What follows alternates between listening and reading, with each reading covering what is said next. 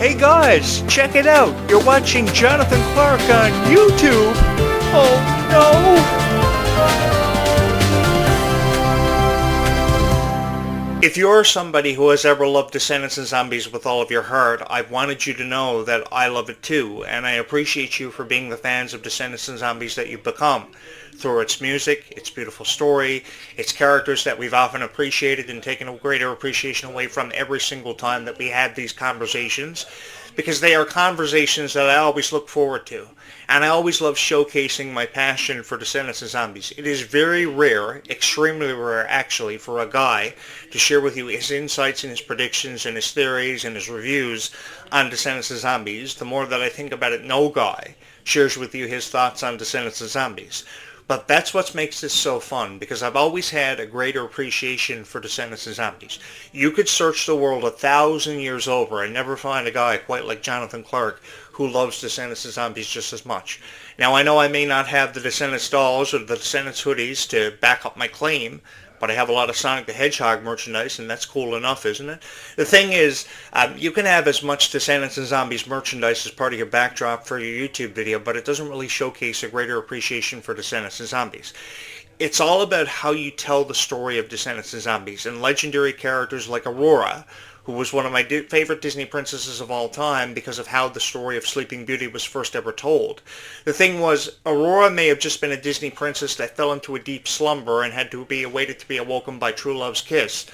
But when it finally happened for her, Aurora's appreciation went through the roof. It skyrocketed. And I think after 67 years of Sleeping Beauty being a part of each and every one of our lives, it has continued to be one of the most revered and celebrated classics of all time. I remember back in 1958 reading all the critical reviews that Sleeping Beauty first received, and nobody ever wanted to give this one much of a chance. And it reminded me about how Descendants and Zombies was a franchise that nobody ever wanted to give it much of a chance in its own right. But when we finally did, we couldn't help but fall head over heels in love with it and feel as if we were a part of something so special. I remember how it was criticized for its music. I remember how it was criticized for its characters and how these VKs were being represented as the sons and daughters of these Disney villains. For every Disney villain, there was a hero, and for every Disney hero, there was always a villain. But when you think about that, how could you have a story be told if there was a villain and no hero? How could you have a story be told if there was a hero and no villain? So they fit perfectly together. How Hercules fit perfectly together in his rivalry with Hades, or how Maleficent just couldn't stand the idea of Prince Philip falling head over heels in love with Aurora, which I think is one of the most beautiful Disney princess names of all time. How Ariel wanted to escape the waters of the sea and explore the real world and see how humans live their life, and how she referred to things like forks and knives as dingle hoppers and necklaces as something as far more marvelous than we ever thought that we wore around our neck. The thing was, Disney had this authentic way of telling stories that we never ever forgot, and we felt as if we were a part of them from the very beginning. I remember how Ariel became one of my favorite Disney princesses of all time for how her story was told. Ever before that was Aurora, but then I saw The Little Mermaid for the first time in 1989. I saw the VHS cassette tape that I had lent from my friend at the time, and I put it in my VCR, and I sat in front of my big TV that you would have on the floor back in the 1980s. They were called Flormont TVs. And I remember the visuals of The Little Mermaid being brought to life and the story being told in a way that I had never seen a Disney classic be told for forever. Now, if you remember anything about me, you know that I've always taken away a greater appreciation for the stories of Cinderella and the stories of Alice in Wonderland. So seeing the stories of Cinderella and Alice in Wonderland be represented the way they've forever and always been meant to be represented through the Descendants franchise was a wonderful experience, not only for me, but for people who were too young to remember the classics, because many of you are even too young to remember when Disney first turned it into a live action, of course, with Johnny Depp. There were mixed reactions about it. I remember seeing it for the first time ever. I caught the premiere of the live action Alice in Wonderland. There were two. There were Alice in Wonderland and Alice Through the Looking Glass, which, if you know anything about Alice in Wonderland, were based off the books. So if you follow along with the books of Alice in Wonderland, you know there are 4 books. There's even a book that focuses on Alice's relationship with Jabberwockies, which I think could be a movie in its own right for the Descendants franchise. If you're wondering anything about how I felt about the Descendants franchise, if you follow along with the books, there are a total of up to 4 movies that could be made off this very successful book series. It is truly unbelievable how these books have represented themselves so phenomenally, and how we've heard so many legendary stories of Cinderella and Alice in Wonderland through the years. But the thing is, I always revert back to the Disney classics, because there's always been something about how these heroes and these villains fit perfectly together and how their stories were told. And I always had a greater appreciation for playing the video games based off of Disney's most successful franchises. I will never forget 1994, the years from, let's say, 1992 to 1994, and seeing the classic premieres of The Lion King and Aladdin. Now, years ago, many of you are too young to also remember this. What Disney would do when they would release a video game is they would rush the release of the video game, because they believed, in their minds at least, the video game had to be released before the theatrical premiere happened for movies like Aladdin and The Lion King. But even with how rushed they were, I remember having an old school computer hooked up to my TV and playing the ROM versions of these games. I had the original Aladdin and the original Lion King, and to be honest with you guys, even with how little detail was put into these games, that Christmas morning that you opened up a Sega Genesis with Aladdin and Lion King included as part of a bundle was the greatest Christmas of your life, and you thought you had the world. I remember when I saw Aladdin, The Little Mermaid, and The Lion King, and even The Great Mouse Detective premiere, I used to go to a local theater 5 minutes away from where I used to live. And I thought if there was one thing to appreciate about these stories, it was the music. Because through the song Part of Your World, it exemplified just how much it meant for Ariel to be a part of the human existence and to learn how humans live their lives. And while she may have taken away a greater appreciation for it, many mermaids didn't. I remember reading books years ago called Amanda Greenleaf. I met the author of the book, and having the chance to meet him and get his autograph was the greatest honor of my life. But in that book series, Amanda Greenleaf, there were many of them, the mermaid chose to live her life under the sea because she had a greater appreciation for its magic and just how magical it was. I will never forget these classics, and I will always and often celebrate them, because if there was something to celebrate about Disney's legacy, I was a part of it. I will never forget the first time I saw Aladdin, the first time I saw Peter Pan, the first time I saw 101 Dalmatians, and a lot of that had to do with my mom and my grandmother having a greater appreciation for Mickey Mouse than I ever did. There wasn't a day that went by that my mom never bought me Mickey Mouse pajamas, or Mickey Mouse boxers, or Mickey Mouse t-shirts, or video games on the original Sega Genesis or Game Gear, because Mickey Mouse had more video games than he ever was credited for. I think Mickey Mouse was one of the most celebrated cartoon characters of all time. And for those of you wondering why Mickey Mouse was one of the most celebrated cartoon characters of all time, it was because of how he represented how Disney wanted all of his characters to feel and how to come off of for fans of Disney. Mickey Mouse was believed to be that one character that represented how every other character that we had seen created, because there were over 100 characters created since the premiere of Mickey Mouse back on November of 1928. I will never forget that, and how much Mickey Mouse would go on to mean to each and every one of our hearts. You know something?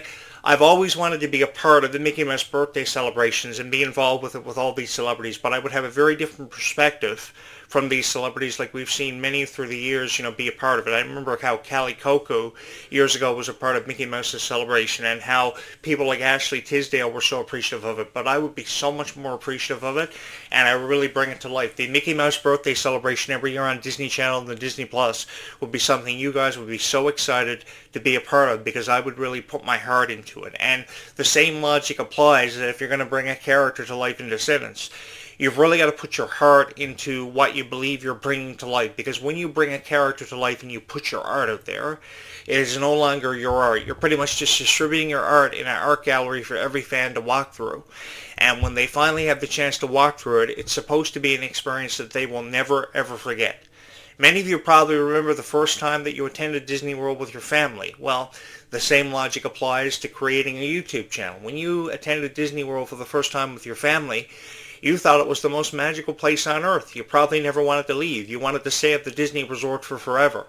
And if you're somebody who feels that way, I've always wanted you to know that there's nothing wrong with that, because I think that for every single person who may have ever believed in magic, I think that was very phenomenally represented through the stories of Red and Bridget and Chloe, because while everybody criticized it for how the original cast never returned, they had their own version of this story to tell, and the thing was they were so excited and so appreciative to tell it. On all of my social media accounts, I post these interviews of Kylie Cantrell and Ruby Rose Turner all the time, and the thing that I always take away from their interviews and the PR for The Rise of Red and Descendants and Zombies in general, the Worlds Collide Tour, is that they are so appreciative of these moments. And I think every fan of Descendants and Zombies was also appreciative of these moments. Because for the first time ever in my life, I got the chance to share with you my story about how I love Disney video games and I love Disney movies and I love these characters for just how genuinely kind they were.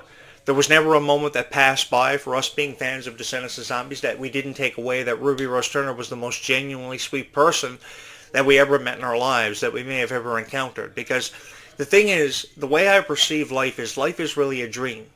Because we never know how long life is. So we really have to make the most of it. So because these girls want to spend the rest of their lives on stage and in front of cameras entertaining each and every one of us, putting smiles on our faces, does that give us the right to criticize them? When you really think about it, no, it doesn't. I know a lot of these Descendants and Zombies videos are pretty much the majority of them are AI, and they've never really made sense to a whole lot of people, and I've often apologized to the Descendants of Zombies niche for that, because you guys have deserved way better reviews about Descendants of Zombies for a very long time. Some of these Descendants of Zombies YouTube channels that have anywhere from 8 to 10,000 subscribers don't even deserve 8 to 10,000 subscribers, because they never really tell you how they feel. They just say, oh, this is going to happen in Descendants of Zombies, or that's going to happen in Descendants of Zombies, and what's ever taken away from it? You don't ever want to watch these videos because you want legitimate facts. You want to legitimately know how a person feels about it. And if you ever realize anything about this YouTube channel, or I've ever often wondered why this YouTube channel has become everybody's favorite, it's how one guy goes out of his way every day to encourage you, if you've ever wanted to believe in something special, that something special is going to come of Descendants of Zombies, is going to happen. Because if you ever believed in the future for Descendants of Zombies, I think you should continue on believing in that. Because I remember years ago when everybody was so excited with the premiere of Wizards of Waverly Place and it became everybody's favorite show on Disney. You guys never wanted Alex Russo's story to end. You never wanted the story of Hannah Montana to end. But because they didn't see the value in the stories of Alex Russo and Hannah Montana and Molly Stewart, they canceled the shows within 4 seasons. Something like 100 episodes were dropped. I think 110 happened for Wizards of Waverly Place over the course of 4 seasons. I mean, 4 seasons is not enough. What can you tell in 4 seasons? You guys know that there could be a TV series called Auradon even released off Descendants, or a new animated series for Disney Channel or Disney Plus? Think about the reviews and how people would be going crazy about it. Or if Leg 2 of the Worlds Collide Tour could ever happen.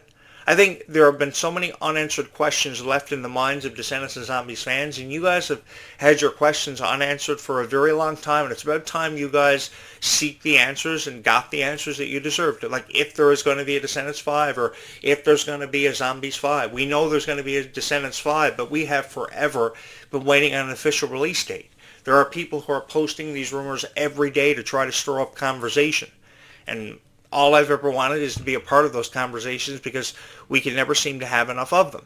I think that the more opportunities we have to have these conversations with thousands of people, we should really take full advantage of it. And if you're asking me who I think is going to be the next Taylor Swift or the next Olivia Rodrigo, it's probably going to have to be people like Kylie Cantrell and Freya Skye for how they put their hearts into their music and into their EPs, because I remember in 2024, ever before an EP was in the mind of Freya Skye, it was probably a dream of Freya's in 2024, Kylie Cantrell dropped an EP, and I remember being so excited for her and how excited she was to share with you guys how this EP came to be and how excited she was to share her story about the development of it and all the PR that went behind it. She did a lot of promoting to really put her name out there. And if I was ever going to say anything about Kylie Cantrell, it was going to have to be something nice. And now 2.5 years later, here I am doing the same thing for Freya Skye. And The reason why I do this for people like Freya is because I believe in them so much. I think she can never be given enough opportunities to do these interviews in front of her home country and to perform there.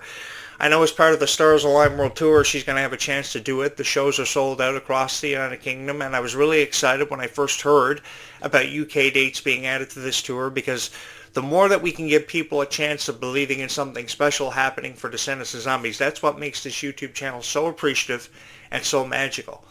I never imagined that I would have the honor of touching the hearts of so many wonderful fans of Descendants of Zombies.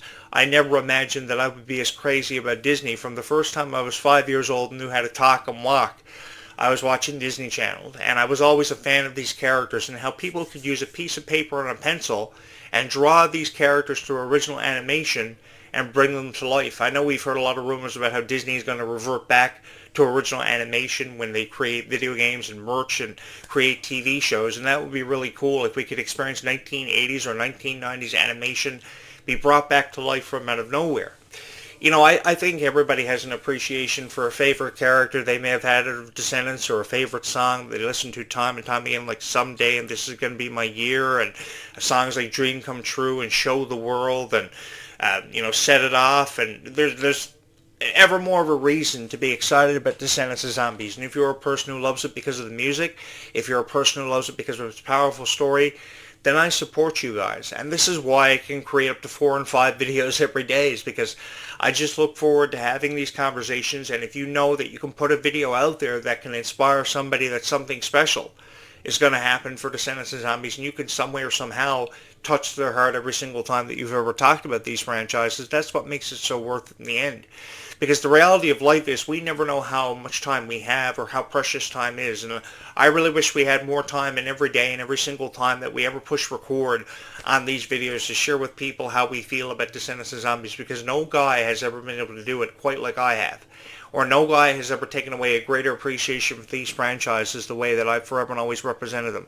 Because I think that there are never enough opportunities to meet more fans of Descendants of Zombies. Do you guys know there are 10 million fans of Descendants of Zombies across all social media platforms who love these franchises with all their hearts? And all I've ever wanted you guys to know is there's never been nothing wrong with being a fan of Descendants of Zombies and collecting your dolls and collecting your Descendants of Zombies merch. I've seen some of the beautiful Freya Skye hoodies that are available on Freya Skye's shop off FreyaSkye.com, and thousands of people are buying them every day. You probably have a Freya Skye hoodie that you've never taken off. You've always worn. You've never wanted to take it off. And again, there's nothing wrong with that. I love every song on her new EP. There are a total of 5 tracks featured on this EP, and they've really come a long way since they premiered just last week.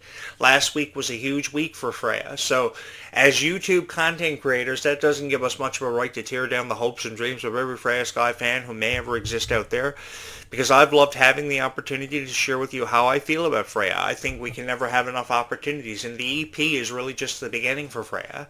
The Stars Align World Tour is really just the beginning for Freya, because when you think about it, how is a person supposed to be marketed? How is a person supposed to be publicized? I don't even know if I should be using these words, because every critic on YouTube uses the words marketed and publicized. I say this because they are people. They are people just like each and every one of us who one day had a dream. I remember when Freya Skye was 5 years old and she had a karaoke machine. And she was very passionate about learning how to sing and playing with that karaoke machine, because she wanted to be a part of musicals like High School Musical, Descendants, and Zombies. And she had the chance. She remembers growing up watching the original trilogy. Coming up later this week, we will celebrate the 8th year anniversary of Zombies, and I'm inviting you cordially to join me for that celebration. I'll have up to 3 videos uploaded on February 16th, 2026 to commemorate the 8th anniversary of Zombies. I'm looking forward to it, and I'm sure you're looking forward to it too. The way this YouTube channel works is every momentous occasion or every time in history we celebrate, because we never forget any moment, which includes birthday celebration, which includes milestone achievements for Descendants of Zombies, award recipients. We celebrate everything here on this YouTube channel, and we never break. We go right on through the entire calendar year. It is very rare that this YouTube channel takes any time off. So I remember being here on Christmas Eve, Christmas Day, Boxing Day, New Year's Eve, Chinese New Year. I was here for it all, man. And I love being a part of it with each and every one of you, because if I could give something special back to the Descendants of Zombies community, that's all I ever wanted to be a part of. I truly wanted to be a part of something special that you guys could take something special away from and just feel so special to be a part of. Because If you've ever never wanted to say goodbye to these franchises, then I think maybe, just maybe, this could be the YouTube channel for you. So if you have never subscribed to this YouTube channel, I think you might want to take yourself up on the chance to hit that subscribe button, because we still have a long way to go, because this story is far from over. And to be honest with you guys, I've always had this issue with never wanting to have to say goodbye.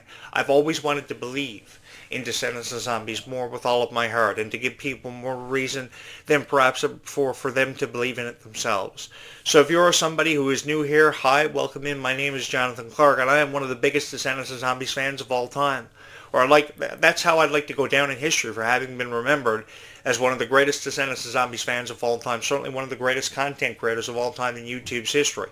And while that may be a long way away from ever happening, I know I can get there. And how I can get there is with your guys' love and support. And I will never forget any of you. I just want to let you know that. I will never forget any of you for how you've touched my heart and how you've had such a profound impact on my life. I've got one more video to go. That will happen sometime between now and sunset tonight. So keep watching for those videos to drop. And I would love for you to be a part of these conversations, because we have many more of these conversations where this one came from. Thank you so much for watching this video and believing in Descendants of Zombies with all of your heart. It truly has been the greatest honor of my life and the most fun that I've ever had as a YouTube content creator. Thank you so much for watching this video.